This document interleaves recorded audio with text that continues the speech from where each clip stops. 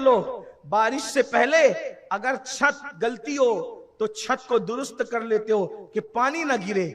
कब्र में अजाब से बचने के लिए क्या तैयारी? सर्दी से पहले गरम गरम कपड़े, स्वेटर, शॉल क्या क्या खरीद के रखते हो। कब्र की गर्मी से बचने के लिए क्या इंतजाम किया? अल्लाह की अजाब से बचने के लिए क्या इंतजाम किया? उसके लिए बेहतरीन इंतजाम है, अल्लाह के हो जाओ, अल्लाह की तरफ आ जाओ। अल्लाह पाक इरशाद फरमाता है, फमन शाअ अत्तखज़ इला रब्बिही माबा, जो चाहे वो अल्लाह की चादर के नीचे अपना ठिकाना बना ले, चादर करम के नीचे जो चाहे। अगर चाहते हो अल्लाह के करम का ठिकाना मिल जाए, अल्लाह ने तुम्हें इख्तियार दिया है, तुम्हारे हाथ में, या पाप और जराइम करके जहन्नम का ईंधन बन जाओ शैतान के साथी बन के, या तौबा करके नेक और परहेजगार बन के अल्लाह की करम के चादर के नीचे अपना ठिकाना बना लो। क्या चाहते हो बताओ? अल्लाह ने दुनिया में इसीलिए भेजा, अल्लज़ी खलकल मौत वल हयात लियब्लुवकुम अय्युकुम अहसनु अमला। हमने जिंदगी और मौत को पैदा करके तुम्हारी जांच की, तुम्हारा इम्तिहान लिया, तुम्हें आजमाया कि कौन थोड़ी सी जिंदगी को पाकर अच्छा अमल करता है। अच्छी अमल कर लो। ये दुनिया में पहली और आखिरी बार आए हो, इससे पहले दुनिया में कभी नहीं आए थे, इसके बाद कभी नहीं आओगे। 7 जन्म नहीं है, जन्म जन्म नहीं है। इस्लाम में एक ही जन्म है, एक ही बार पैदा होंगे, एक ही बार मरेंगे, एक ही बार दुनिया में आए, एक ही बार दुनिया से जाओगे, इसके बाद फिर कभी आना नहीं होगा। बताओ क्या ख्याल है?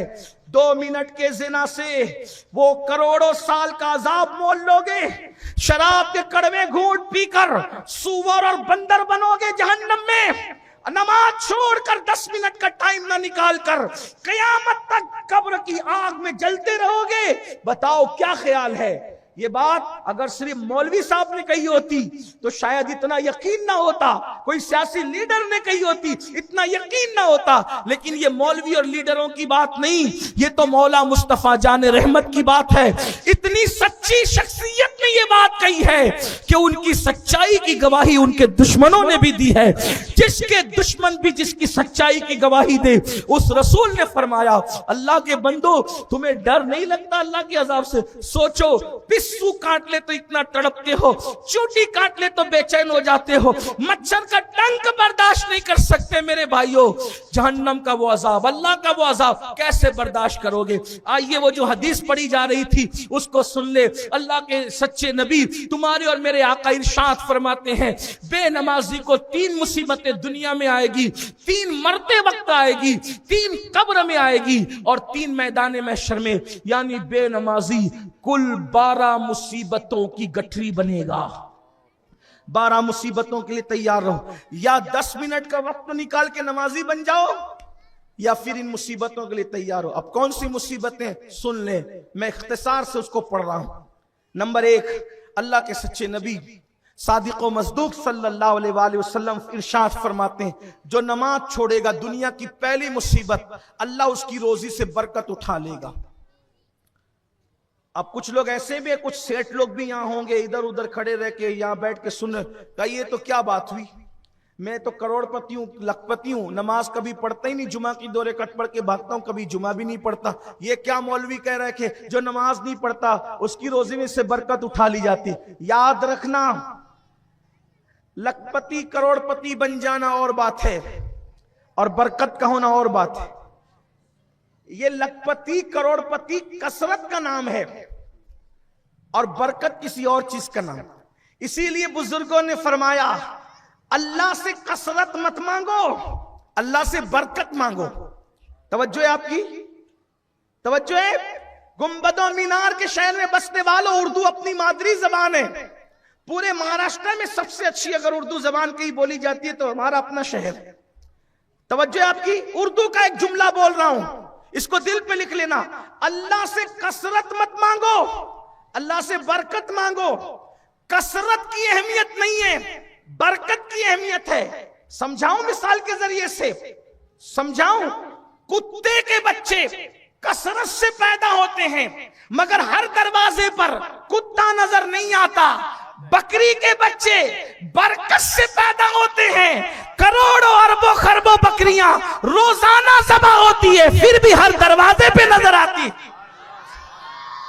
कुत्तों का रेवड़ नजर नहीं आएगा, रेवड़ बकरियों का नजर आता है। कुत्ते अकेले अकेले फिरते, वहां कसरत है, वहां बरकत है। और पता चला कसरत की अहमियत नहीं है, बरकत की अहमियत है। दूसरी और खूबसूरत मिसाल आपको बता दूं अच्छे से, यजीद के 8 या 12 बेटे थे, कसरत थी। इमाम हुसैन का एक ही लाल था, बरकत थी। आज यजीद की औलाद नजर नहीं आती, मोहल्ला मोहल्ला हुसैन की औलाद नजर आती है। कसरत और बरकत में फर्क है। अजमेर मोहल्ला में हुसैन का बेटा, वारिस देवा हुसैन का बेटा, साबिर कलियर हुसैन का बेटा, अहमद कबीर हुसैन का बेटा, शेख अब्दुल कादिर जिलानी हुसैन के, शाह बरकतुल्लाह हुसैन के। तवज्जो करें, मुसलमान जहां रहते हैं वहां कोई ना कोई सैयद औलाद हुसैन मौजूद। देख कसरत नहीं बरकत में। इसीलिए याद रखना, कसरत वाला फंसता है, बरकत वाला कभी नहीं फंसता। और याद रखो, मेहनत से कसरत होती है, नमाज से बरकत होती है। मस्जिद आओ, बरकत होगी इंशाअल्लाह। इसीलिए इस्लाम अदद की बात नहीं करता, इस्लाम मदद की बात करता है। 313 में अदद कम थे, लेकिन अल्लाह की मदद थी, इसलिए कामयाब। आज मुसलमान अदद में है, मदद नहीं है, इसलिए दर दर के भिखारी बने, दर दर ठोकरें खा रहे। याद रखना, मेहनत से अदद आता है, नमाज से मदद आती है। मेहनत से कसरत होती है, नमाज से बरकत होती है। तो अल्लाह के रसूल फरमाने क्या, आज करोड़पति लखपति होकर भी हाय हाय कर रहा है, परेशान है, बेचैन है, बेकरार है।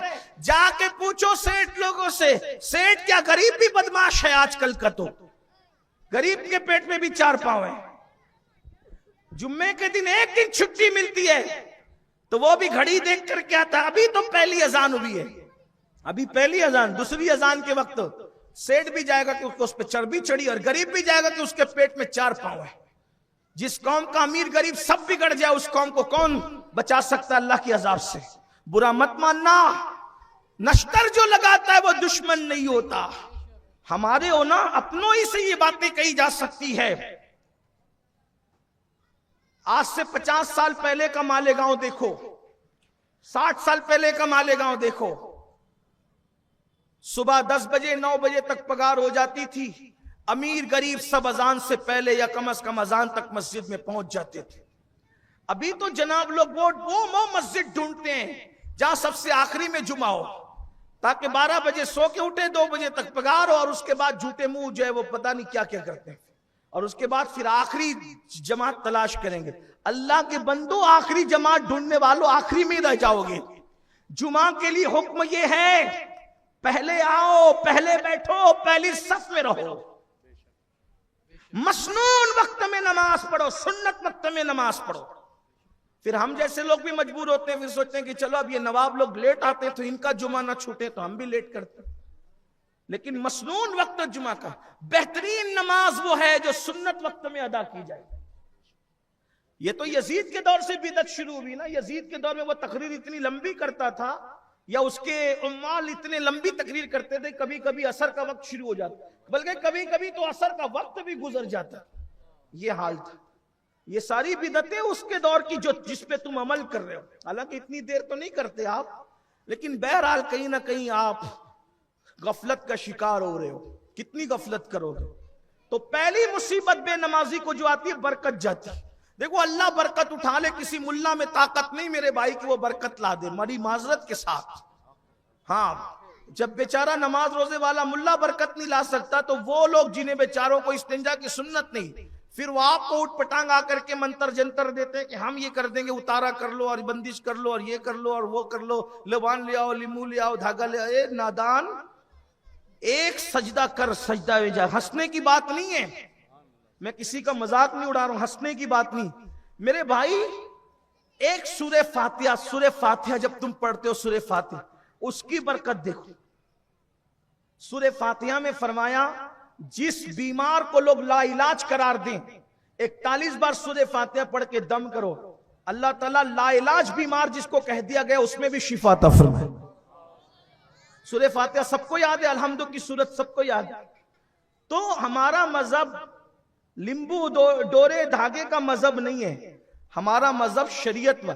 रसूलुल्लाह वाला, दीन की तालीम वाला। हाँ, कहीं कहीं उसकी जहां जरूरत पड़ती है वो उलमा ने इजाजत दी है, जितनी हद तक दी है उतना इस्तेमाल करो। मैं उसकी मुखालफत भी नहीं करता, देखो मैं मुखालफत नहीं करता, लेकिन आपको मैं ये बताना चाहता हूं कि आप मेरी बात को तवज्जो से सुने। बस देखिए, जैसे मिसाल के तौर पे कल के कोई ये ना कहे कि भाई जाके तावीज का मजाक उड़ाया। मैं कैसे मजाक उड़ाऊंगा?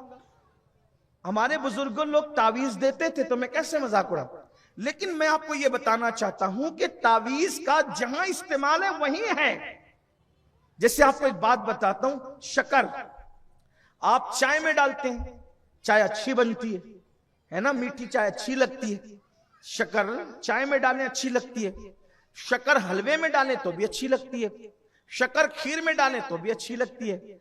अब आपने खीर में डाला, हलवे में डाला, चाय में डाला, कहा क्या टेस्टी चाय बनी, क्या अच्छा हलवा बना, क्या अच्छी खीर बनी। कोई देड़ होशियार था, कहा यह कमाल शक्कर का है, ये कमाल शक्कर का है। फिर उसने सालन बनाया, सालन में भी शक्कर डाल दी, क्या हाल होगा? सालन बिगड़ेगा कि नहीं बिगड़ेगा? अब बिगड़ गया तो क्या कहा?